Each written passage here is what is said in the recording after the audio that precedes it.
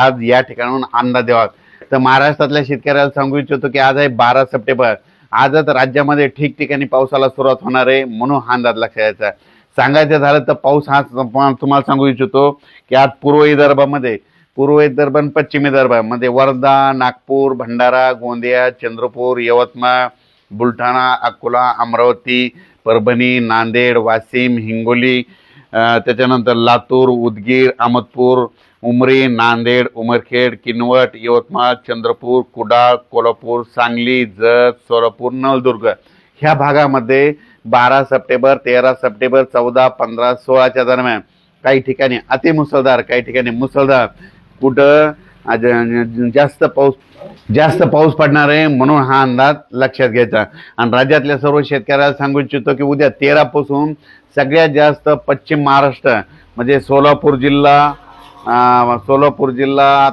सांगली जिल्हा, पुणे जिल्हा, सातारा जिल्हा, कुडाळ, कोकणपट्टी, त्याच्यानंतर आपलं धाराशिव जिल्हा, लातूर जिल्हा, बीड जिल्हा, अहिल्यानगर म्हणजे ह्या पट्ट्यामध्ये जवळपास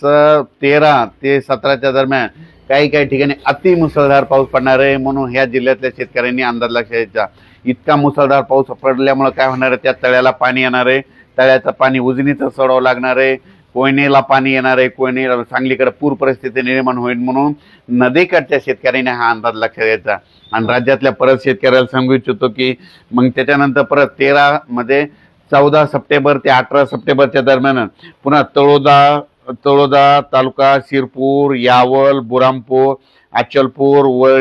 वरुड, जामनेर, हरिशाल, नंदुरबार, चोपडा, अकोट, तेलारा, सावनेर, एरंडोल, पाचोरा म्हणजे ह्या पट्ट्यात काय होणार आहे, 14 ते 18च्या दरम्यान पुन्हा तिकडल्या भागात देखील पाऊस पडणार आहे, म्हणून त्या भागातल्या शेतकऱ्यांनी अंदाज लक्षात घ्यायचा। त्याच्यानंतर इगतपुरी, नाशिक, येवला, येलोरा, संभाजीनगर, जालना, लोणार, पुसद, डिग्रस, अर्धापूर ह्या पट्ट्यात देखील 14 ते 18च्या दरम्यान पाऊस पडणार आहे, म्हणून हा अंदाज लक्षात घ्यायचा। राज्यातल्या सर्व शेतकऱ्याला सांगू इच्छितो की हा परतीचा पाऊस आहे, परतीचा पाऊस जोरदार पडणार आहे, ठिकठिकाणी मुसळधार पडणार आहे, कुठं अतिमुसळधार पडणार आहे, कुठं रिमझिम पडणार आहे, म्हणून हे अंदाज लक्षात घ्यायचा।